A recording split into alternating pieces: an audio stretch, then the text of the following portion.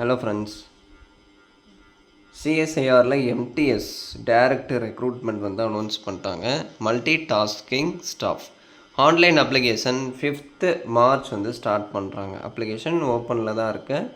So last date எப்போ அப்படின்னா April 4 till 5 PM வரையும் டைம் இருக்குது. அதுக்குள்ளார நீங்கள் அப்ளை பண்ணி முடிச்சிடணும். ஸோ மல்டி டாஸ்கிங் ஸ்டாஃப் மொத்தம் ஒரு 8 வேக்கன்சி தான். இதை இன்க்ரீஸ் பண்ணுறதுக்கான வாய்ப்பு அதிகமாக இருக்குது. ஸோ 18லேருந்து 25 வயதுக்குள்ளே இருக்கீங்க அப்படின்னா நீங்கள் அப்ளை பண்ணிக்கலாம். 18லேருந்து 56,000 சேல்ரி இருக்கும். அது போக உங்களுக்கு தங்கறது ரூமு, ஃபுட்டு, அது எல்லாமே அவங்களே வந்து ப்ரொவைட் பண்ணிடுறாங்க. நிரந்தர மத்திய அரசு வேலை வாய்ப்பு தான்.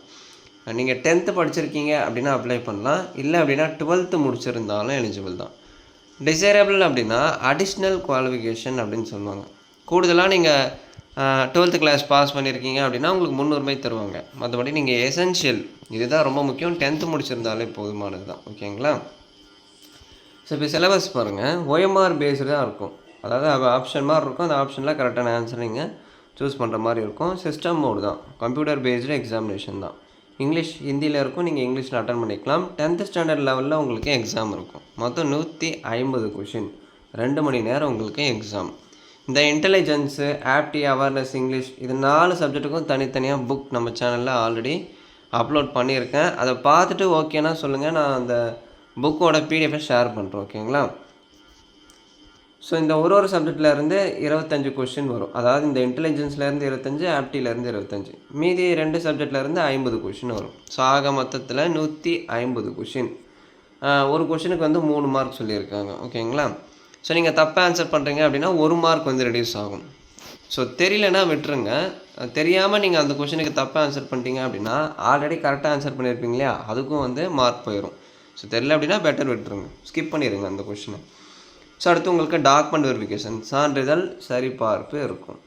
அது எந்த டேட்டில், எந்த டைமிங்கில், எந்த இடத்துல அப்படின்னு சொல்லிட்டு உங்களுக்கு வெப்சைட்டில் இன்டிமேட் பண்ணுவாங்க. அப்டேட் வரும்போது எல்லாமே நம்ம டெலிகிராமில் நான் ஷேர் பண்ணுவேன். டெலிகிராமில் ஜாயின் பண்ணாதவங்க கீழே லிங்க் இருக்கும் டிஸ்கிரிப்ஷனில், இப்போவே நீங்கள் கிளிக் பண்ணி ஜாயின் பண்ணிடுங்க. ஸோ இந்த females, SC ST disability ex-servicemen, SC ST பெண்களாக இருக்கீங்க அப்படின்னா ஃபீஸ் கிடையாது, ஃப்ரீயாகவே நீங்கள் அப்ளை பண்ணிக்கலாம். மற்றபடி அதர் கேட்டகரி 500 நீங்கள் ஆன்லைனில் பே பண்ணணும். இதுவும் ரொம்ப அதிகம் தான், ஒரு 250 100 கொடுத்துருக்கலாம். பட் இது ஒரு ஒர்த்தான ஜாப் தான். அப்புறம் எனக்கு வந்து 10th ஸ்டாண்டர்ட் லெவலில் ஏதாவது ஒரு சென்ட்ரல் கவர்மெண்ட் ஜாப் சொல்லுங்கள், ரயில்வேவை தவிர அப்படின்னு சொல்லி பார்த்தீங்கன்னா இந்த ஜாப் சூட்டபுளாக இருக்கும். 10th குவாலிஃபிகேஷன் தான். இப்போ நீங்கள் 10th டிஎன்பிஎஸ்சியில் படிக்கிறீங்களே அதே தான். நீங்கள் எக்ஸ்ட்ரா NCERT புக் வந்து ரெஃபர் பண்ணுற மாதிரி இருக்கும். ஓகேங்களா? அடிஷ்னலாக அதை மட்டும் நீங்கள் பார்க்குற மாதிரி இருக்கும். மற்றபடி எல்லாமே அதே தான், சிலபஸ் எல்லாமே காமன் தான். SCக்கு 5 years ஏஜ் ரிலாக்ஸேஷன், OBCக்கு 3 years கொடுத்துருக்காங்க. ஸோ இந்த ஏஜ் பார் ஆனவங்க ரிலாக்ஸேஷன் யூஸ் பண்ணிக்கலாம்.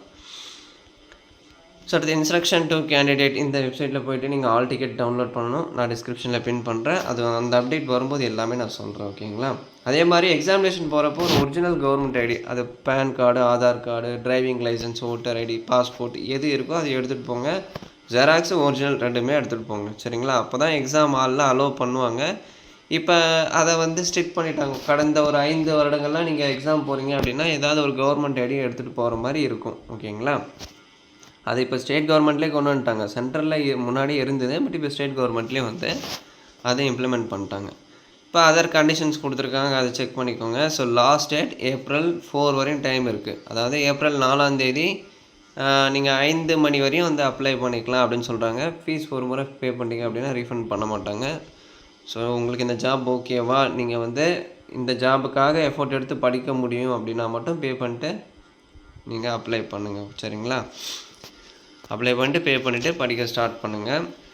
Steps to pay the application ஃபீ வந்து எப்படி பே பண்ணணும் அப்படின்னு கொடுத்துருக்காங்க. அதில் ரெஃபர் பண்ணி பாருங்கள். இந்த பிடிஎஃப் தேவைப்பட்டால் டெலிகிராமில் இருக்கும். அப்ளிகேஷனை ஆன்லைனில் நீங்கள் அப்லோட் பண்ணால் மட்டும் போதும். அதை வந்து நீங்கள் அந்த அப்ளிகேஷனை பிரிண்ட் எடுத்து அதோட ஹார்ட் காப்பியை வந்து நீங்கள் ஆஃபீஸுக்கு சென்ட் பண்ணணும்னு அவசியம் இல்லை. ஜஸ்ட்டு நீங்கள் சப்மிட் பண்ணால் மட்டும் போதுமானது அப்படின்னு சொல்லிட்டாங்க. உங்களுக்கு ஏதாச்சும் டவுட் இருக்குது அப்படின்னா கமெண்ட் செக்ஷனில் கேளுங்க. சரியா? ஸோ மேக்ஸிமம் இந்த வீடியோ நிறைய பேருக்கு ஷேர் பண்ணுங்கள். பிடிச்சிருந்தா ஒரு லைக் கொடுத்து கமெண்ட் பண்ணுங்கள்.